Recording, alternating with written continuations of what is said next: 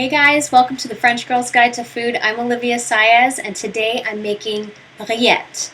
It's a very classic French little appetizer, perfect for l'apéro, and an awesome dish that I'm sure a lot of you who've heard of it may be a little weary to try, but it's really super good. It's a whole new twist on pulled pork, and we all know and love pulled pork. But no barbecue sauce this time. We've got a little bit of fresh herbs, some white wine, and some really nice classic ingredients to make this dish really simple. So stick around while we try rillettes.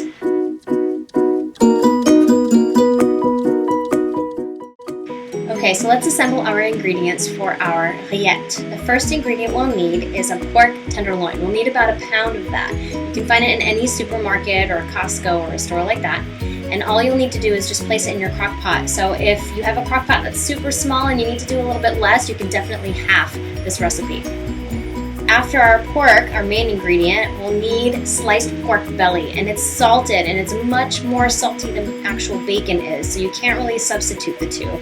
It's so salty, in fact, that we have to make sure not to add any salt at all to this dish, so please be careful and follow these instructions. Do not add salt and pepper blend.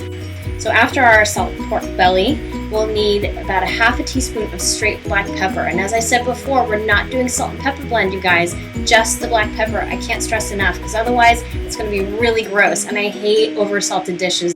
So after that, we'll need my favorite herb in the world, Herbes de Provence. We'll need about a tablespoon, half a tablespoon, depending on how flavorful you want it to be. I would go for that full tablespoon. I just love how it tastes.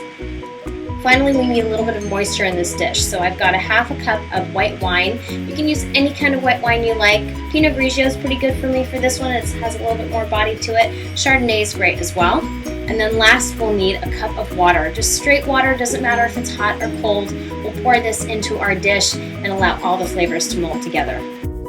So I went ahead and I put all of my ingredients into my crock pot and I set it on high heat. I'm going to leave it there for about 4 hours. It's just going to take the time for the meat to cook and to start to pull apart. That's what you're looking for, is that shredded pork look and feel.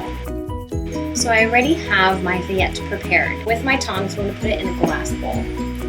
So I'm actually going to take the pork belly off.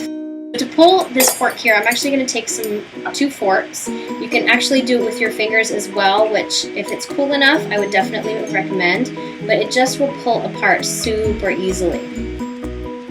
And all you're looking to do is pull it as much as possible. For a rillette, you don't really want large chunks. You really want some nice small pieces. So what we'll do actually, once we finish pulling this apart, we'll actually put it on our cutting board and chop it up so we have some much smaller pieces, because these long pieces are not going to do for our rillettes.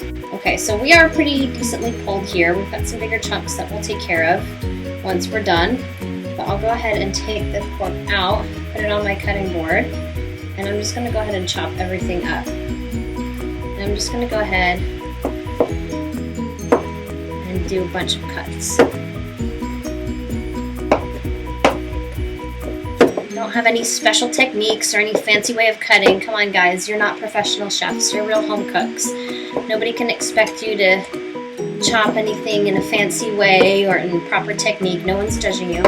So now, what I'm going to do is put this back into my bowl.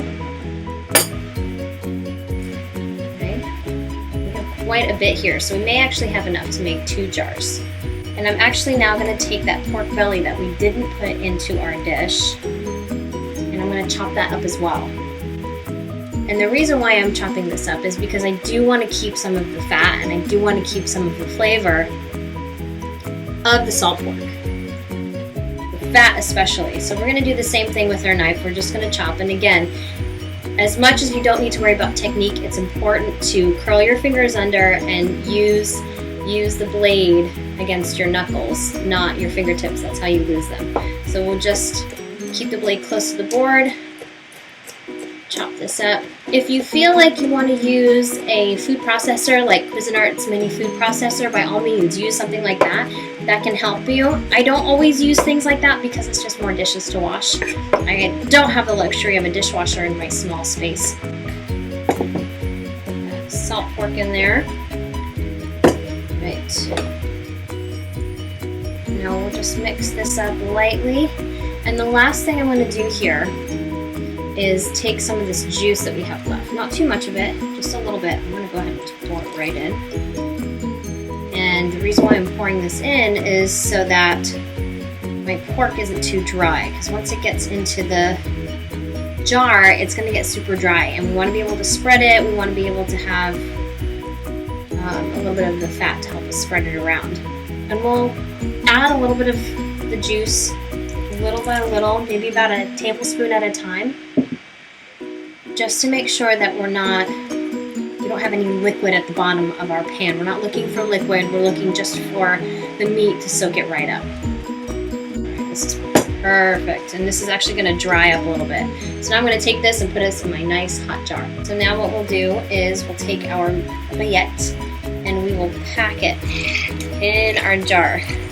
And we want a little bit of that liquid there, because that's going to be our fat, and that's going to be what makes this so unbelievably good. Take our lid, and I'm just going to seal this up as tight as possible. Now you hear that clicking, right?